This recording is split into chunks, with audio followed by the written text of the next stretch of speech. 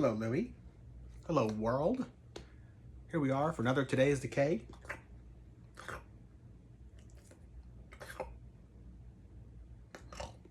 July 9th edition.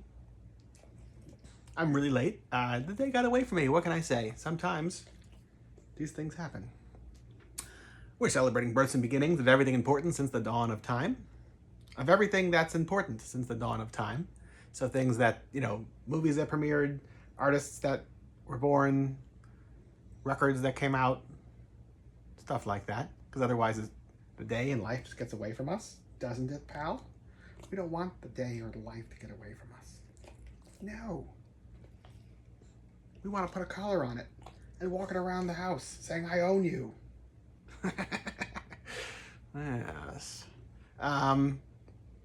So in this day, in 1909, Basil Wolverton was born. Basil Wolverton is was a fantastic illustrator, illustrating everything from Mad to Plop, and lots in between, including Weird Tales of the Future, which might be one of my favorites. Look at this. Here's a reproduction collection. Some weird. Just the artwork here is so cool. He's like so distinct for the time frame that already you've got so many different varied artists at this point, and yet everybody is bringing something different to it. Basil Wolverton being one of them. Also in this day, Soledad Miranda was born in 1943. She was in a bunch of things, but I would say primarily she really connected with Jess Franco, making movies like She Killed in Ecstasy, Vampiros Lesbos. Probably the one of the saddest things, I guess, in her career, because she was only really working in, I think, the late 60s or through the 60s into maybe the early 70s. What year is Vampiros Lesbos? What year is Vampiros Lesbos? I don't know either.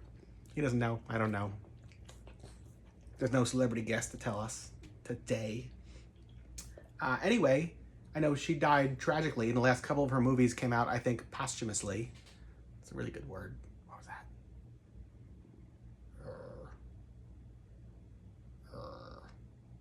You're going to protect the homestead.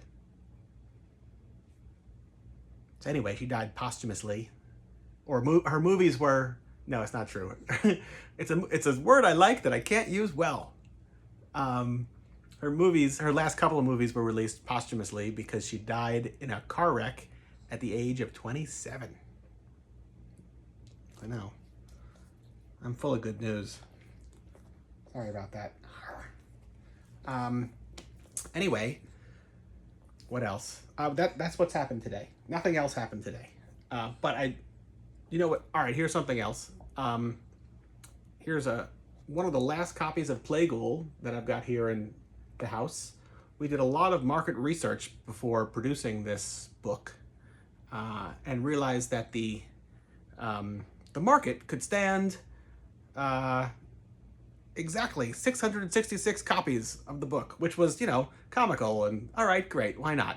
Turns out our math was wrong, and we are nearly sold out. I have like 10 copies of this left, and I think actually 2 of them sold tonight.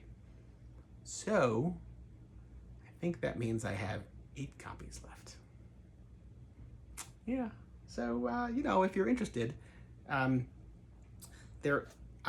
can't promise you there's going to be a second printing, but the first printing was done by Lance Thingmaker of Creepy Cult. Everything was traditional offset printed. Nothing digital about it whatsoever. The story here, it's 166 pages of chronologically collected Mila Nurmi appearances in pulp magazines from 1950 to 1964.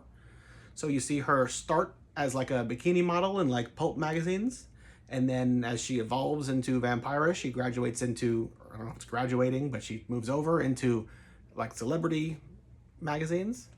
And it's all sorts of articles where they interview her, and she's very open and honest about her life. So you wind up getting a like autobiography of her.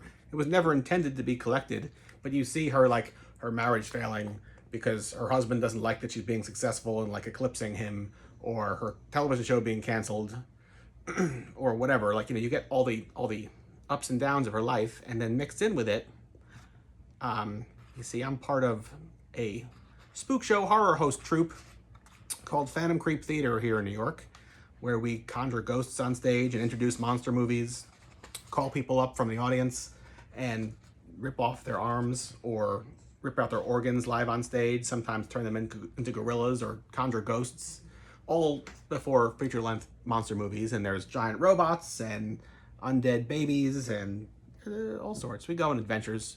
For those that have never been to a spook show or even know what I'm talking about, this would be like a forgotten branch of horror history that was really big in the 30s and 40s that died out with the beginning of drive-in movie theaters, because you'd have morbid magicians who would tour the country in the 30s and 40s primarily, and they would play double feature monster movies in movie palaces, which, you know, are like enclosed environments. And you'd have blackout sessions at the end of the live segment where glow-in-the-dark ghosts would hover over the audience's heads or something of that nature. And in drive-in movie theaters, you couldn't do that. So the whole idea of like creating an environment was not so easy anymore. So it died out by the 50s. It did fully die out till the 70s, but high point would be the 50s, the 30s through 40s for spook show magicians. So meanwhile, we've been doing spook show horror hosting for, well, I started with Silver Scream Spook Show in like 2004-ish, something like that. And eventually, Phantom Creep Theater, our characters go on adventures through space and time in a literal bucket of blood that transports us to all sorts of different exciting adventures or miserable places through time and space to have adventures in. And part of this book, but only part of it, is our illustrated adventures. So here you see that's the mighty Moloch, Ek the Ghoul, and the King of Mars. And this is a whole segment here that was actually illustrated by Darren Merenick. For those of you that are Monsters Youth Against Nature fan. Youth Against Nature? Yeah. No, wait. Yeah. I was confused. Youth Against Nature and Birds versus Martians. That's three words. Youth Against Nature. Anyway, that amazing cover art was Darren Merenick. So here, we were lucky enough to have him do some artwork for us. And it's one of my favorite stories in here, I'd say, but I'm not, all right, I'll read it. So basically you've got the three characters here traveling along in their bucket of blood as they wind up at the house on the Martian borderland. So how about we take the bucket of blood, our out of space, out of time pulmonary vessel on a quick trip, one planet over. Yes, perfect. To Mars we go. What? You don't think we have enough time? But we have the bucket of blood, and blood is the life, blood is the constant. It intersects all corners and flows between the smallest cracks of reality. See? We've already arrived. Breathe in that Martian air. We've crossed the expanse in time, in no time flat. That looks ominous over there. Let's explore. See, that's... there's us coming in to this haunted house looking place. And then there's a house on the borderland of Georgian design, silhouetted from light of the Martian lunar kind. It has windows that laugh in lurid delight, gaping, toothless expressions that just might reach out and snap down on an unwary victim. So how about we find another way to get in? Flanked by trees, naked, brittle, and dead, like accusing bony fingers going straight to your head. They incessantly scratch at the house's shingles, a sentient neurotic tick or an unwanted tickle.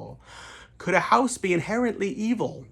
Does energy remain when it's lacking of people? It's as if this place can't contain its side-splitting glee, that low at its gates stands both you and me. Alas, we feel the steps creep and creak as we apply our trust and our feet. The rotting wood gives and sways. Perhaps we explore on another day. But hell's hinges cat call, beckoning to all. Enter at your own free volition, albeit foolish ambition. A jump into darkness, a cold wave engulfs us, a vacuum of void, a dead spot to be. Honey, I'm home, where's the cacophony? Cobwebs span distances undreamt, The air so thick with ageless time past and spent, rooms jut off in any which way, languishing and silent as a cemetery. The bucket of blood has transported us to worse. We're right now 5 million years to Earth, where swine things and insects once reigned supreme. It is now a planet of the dead, a forgotten dream. Under Martian moons, a blood-red sky, this house is only haunted by echoes of goodbye.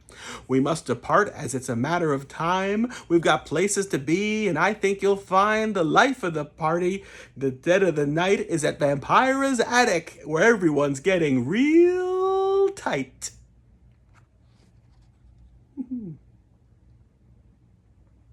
So yeah, that's just one of them, but there's a whole bunch of them in here. And a lot more! So buy the friggin' book! PhantomCreep.com. Only a couple copies left. It's a good day to sell out. I'll try to figure out what to do for a second printing. All right. Till tomorrow. And by that I mean like in a couple of minutes. Goodbye.